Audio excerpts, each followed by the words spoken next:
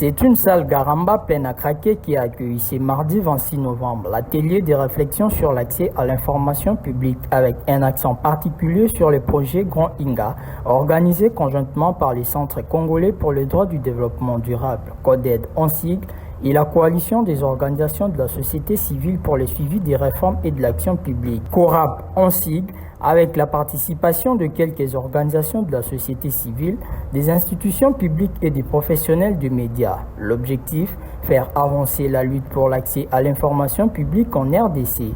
Un défi crucial dans un pays où de nombreux projets comme le méga barrage Grand Inga suscitent autant d'espoir que de controverses. Il est important qu'on se pose la question sur comment ces négociations sont faites et quelles sont les conséquences, bien évidemment, même si on va en discuter davantage de tous ces contrats qui sont développés, parce que de par l'observation qu'on essaye de faire, je prends un exemple sur le contrat chinois, par exemple, un contrat qui est signé depuis quelques années, caché, mais quand ces contrats sont révélés, c'est là qu'on se rend compte que ce sont des contrats léonins, ce sont des contrats qui ont été mal négociés. Mais est-ce qu'il faut qu'on continue justement avec ce cadre qui est plus ou moins vide pour contraindre à ce que l'information essentielle soit mise à la disposition de tout le monde? Et donc c'est ça l'essence de cette première journée où on va se poser la question sur cette loi-là. Et demain, comme le disait Maître, c'est qu'on va essayer de voir un cas pratique. Un cas pratique qui est le projet Grand Inga. Qui connaît le projet Grand Inga aujourd'hui? Je ne sais pas dans la salle s'il y a des gens qui peuvent nous donner des précisions sur ce qu'est le projet Grand Inga. Il y a plusieurs contrats qui ont été signés depuis 2013 à aujourd'hui. Je ne sais pas si dans la salle il y a des gens qui ont vu ces contrats signés, qui ont eu de l'information même sur le traité qu'il y avait avec l'Afrique du Sud qui était censé être ouvert, qui était censé être disponible, mais je ne sais pas combien de personnes dans la salle ont vu ces informations-là surfilées. Et donc ce sont là les grandes questions que nous allons justement, sur lesquelles nous allons débattre, parce qu'il est essentiel justement de voir ce grand projet qui arrive, comment ces contrats sont négociés, quelles sont les implications pour la population, quelles sont les implications pour le pays, qu'est-ce que le pays gagne, comment les choses doivent avancer, et c'est ça qui est essentiel. Au programme de cette première journée, plusieurs panels, la position de la loi sur l'accès à l'information soumise à l'Assemblée nationale, les obstacles persistants malgré son statut de droit constitutionnel, ou encore les recours juridiques pour exiger la transparence. Comme nous l'avons indiqué en phrase introductive, en droit positif congolais, les dispositifs normatifs reconnaissant et garantissant cette deuxième dimension, donc donner à toute personne accès au droit, n'est pas pris en charge. Donc il n'y a pas un arsenal juridique au niveau national qui pourrait garantir aux citoyens congolais d'avoir accès à l'information. Donc c'est pourquoi, conformément à l'article 122.1 de la Constitution, il est impérieux, il a semblé impérieux pour le professeur Jacques Njoli que la République démocratique du Congo se dote de cette proposition de loi afin de combler ce vide juridique, ainsi constater et mettre en œuvre les dispositions de l'article 24 de la Constitution.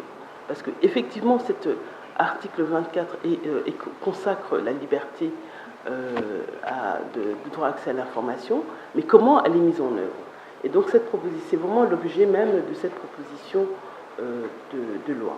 Au regard donc de toutes ces considérations, le droit d'accès à l'information va apparaître comme un outil de mise en place d'une société largement ouverte aux citoyens, où la culture de la transparence et de la redevabilité seront promues.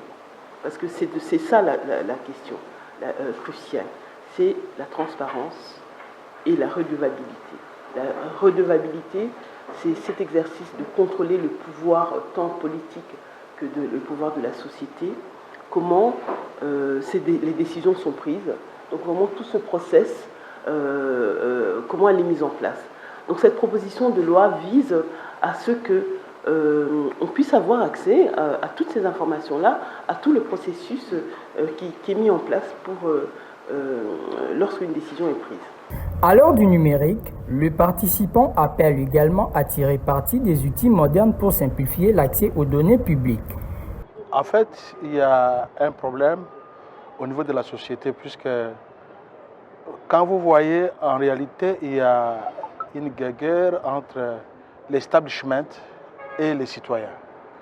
Alors, l'establishment qui s'est créé comme option de s'accaparer de tout, pendant que les souverains primaires, c'est les citoyens. Et maintenant, les citoyens se rendent compte que maintenant, puisqu'il est le souverain primaire, il faudrait qu'il ait aussi sa part au niveau de l'autorité de l'État. Alors, c'est ce qui fait que les ONG, notamment la société civile et les autres plateformes citoyennes, cherchent maintenant à réduire l'espace, les champs de l'establishment. Ce n'est pas facile, mais la société civile doit se battre, puisque contrairement à ce qu'on peut croire que la société civile se porte en porte-à-faux contre le gouvernement, non. Les deux doivent travailler en partenariat, puisque moi je considère comme ce sont les deux yeux d'un corps humain. Ils doivent travailler ensemble pour qu'effectivement qu'on trouve la solution qui se pose au niveau de la société. Et je suis content, par exemple, aujourd'hui, quand je vois dans notre gouvernement, il y a beaucoup de ministres qui ont œuvré comme membres de la société civile. Et je ne pense pas que quand il y a des décisions à prendre, notamment pour faciliter l'accès à l'information à la société civile, que ces ministres-là vont obstruer. Par contre, ils vont montrer aux autres membres du gouvernement la nécessité de faciliter la vulgarisation de l'information, surtout de disponibiliser les informations officielles au public auprès de la société civile. Et en plus, comme j'ai dit, il faudrait qu'on change un peu le paradigme, puisque les informations officielles sont plus dans une approche d'officialisation, c'est-à-dire que ces informations sont écrites plus en une langue, dans la langue officielle, c'est-à-dire, en ce qui nous concerne, c'est le français. Mais à côté de la langue officielle, il y a les 4 langues nationales. Il faudrait que cet exercice soit réalisé pour que les textes, notamment légaux, soient convertis à langue nationale. Pour que ça doit être proche du citoyen. Je ne suis pas d'accord avec l'approche là du juriste qui soutient que nul n'est censé ignorer la loi.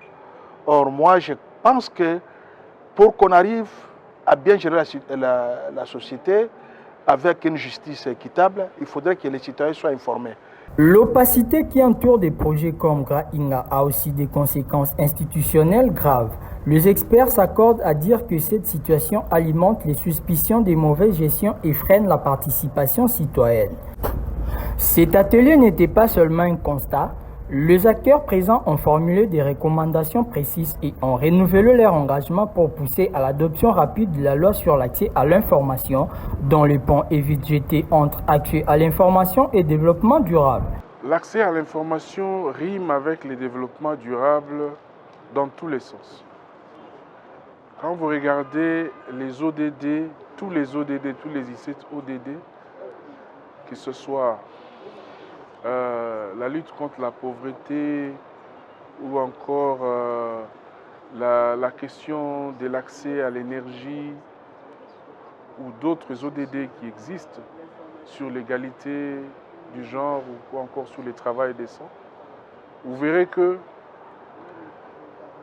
les acteurs majeurs qui sont chargés d'adresser ces questions-là sont ceux que nous épinglons ici. Dans une entreprise, vous trouvez des aspects qui sont liés à chacun des ODD. Et donc, les entreprises sont producteurs de documents eux-mêmes, au-delà des contrats ou des partenariats ou des protocoles qu'ils peuvent signer avec le gouvernement, pour lesquels nous réclamons leur publication ou leur divulgation. Ils sont eux-mêmes producteurs de documents qui doivent être mis sur la place publique. Et cela permet de comprendre comment l'entreprise fonctionne pour adresser certaines questions. Donc il y a beaucoup de questions qui sont liées dans le cycle de vie d'une entreprise et qui font que c'est tout à fait lié au développement durable. Ce n'est pas pour rien qu'aujourd'hui, les entreprises développent des documents qu'on appelle les stratégies de durabilité. Dans leur stratégie de durabilité qu'ils développent et qu'ils vantent au début de chaque année ou à la fin de leur exercice, ils montrent les prouesses qu'ils vont développer ou les actions qu'ils vont mener pour montrer que toute leur action est en accord avec les développements durables. Or, si ce sont des activités qui sont basées sur des documents non divulgués, eh bien, nous n'aurons pas l'information complète pour savoir si, oui ou non, les données qui sont fournies dans le cadre de ces activités-là sont exactes. Parce que parfois, les données peuvent être faussées et refléter une situation qui n'est pas réelle sur le terrain. Et donc, donner des fausses données aussi sur les développements durables tels que présentés dans une zone d'exécution d'un projet. Donc, c'est tout à fait lié et c'est une question éminemment complexe pour laquelle nous pouvons épiloguer longuement ici. L'atelier se poursuivra mercredi 27 novembre avec de nouveaux échanges et des ateliers pratiques. Un pas de plus dans une lutte cruciale pour l'avenir de la transparence et de la bonne gouvernance en RDC.